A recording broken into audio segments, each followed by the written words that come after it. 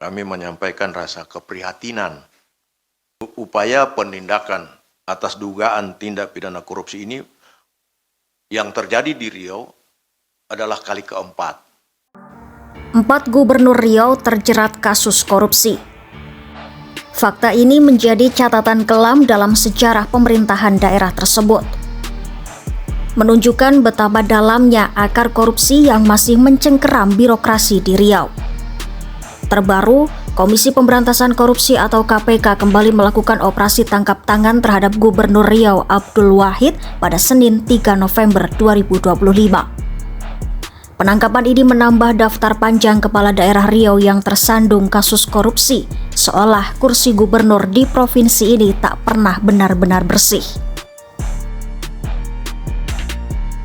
Dalam operasi tangkap tangan itu, 10 orang diamankan, termasuk Abdul Wahid, Kepala Dinas PUPR Riau Muhammad Arif Setiawan, dan Sekretaris Dinas Ferry Yunanda. Selain itu, penyidik juga menyita sejumlah uang yang diduga terkait kasus suap. Abdul Wahid sendiri adalah kader PKB yang sebelumnya sempat terpilih sebagai anggota DPR RI periode 2024 sampai 2029. Tapi ia mundur untuk maju sebagai calon gubernur. Ia kemudian menang di Pilkada Riau 2024 bersama wakilnya SF Haryanto dengan perolehan suara lebih dari 1,2 juta suara. Namun, belum setahun menjabat, Wahid justru terjaring OTT. Ia diduga meminta dalam tanda kutip jatah preman atau potongan anggaran dari satuan kerja di lingkungan pemerintah Provinsi Riau, terutama di Dinas PUPR. Menurut juru bicara KPK Budi Prasetyo, OTT ini berkaitan dengan penambahan anggaran proyek di dinas tersebut. Partai Kebangkitan Bangsa atau PKB belum banyak berkomentar soal penangkapan ini. Wakil Ketua Umum PKB Cucun Ahmad Syamsurijal mengatakan partai masih menunggu keterangan resmi dari KPK sebelum mengambil langkah apapun. Termasuk apakah akan memberi bantuan hukum atau menjatuhkan sanksi partai kepada Abdul Wahid. Sementara itu, pemerintah Provinsi Riau menegaskan roda pemerintahan tetap berjalan. Kepala Diskominfotik Riau, Teiza Darsa menyebut pihaknya menunggu arahan lebih lanjut dari pimpinan dan menghormati proses hukum. Penangkapan Abdul Wahid bukan yang pertama. 3 gubernur Riau sebelumnya juga terjerat kasus korupsi. Saleh Jasid, Gubernur Riau 1998 sampai 2003, divonis 4 tahun penjara karena korupsi proyek pengadaan mobil pemadam kebakaran senilai 4,7 miliar rupiah. Kemudian Rusli Zainal yang memimpin 2 periode dari 2003 hingga 2013, dihukum 14 tahun penjara karena kasus korupsi PON dan kehutanan.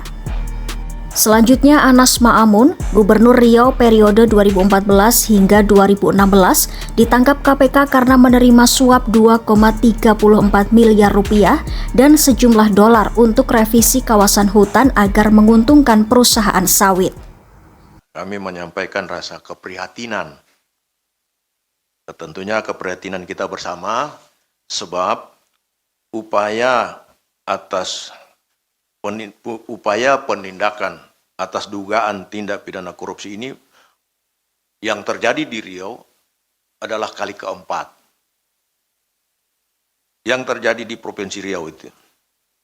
Sebelumnya pada tahun 2007 terkait dengan pengadaan mobil pemadam kebakaran. Kemudian tahun 2012 terkait dengan pengadaan fasilitas untuk penyelenggaraan Pekan Olahraga Nasional atau PON. Tahun 2014 terkait suap alih fungsi hutan. Dan sekarang terjadi lagi. Praktik ini menunjukkan terjadinya dugaan tindak pidana korupsi yang masih terjadi dengan berbagai modus yang beragam, sehingga perlu upaya mitigasi dan pencegahan korupsi ke depannya dengan lebih serius.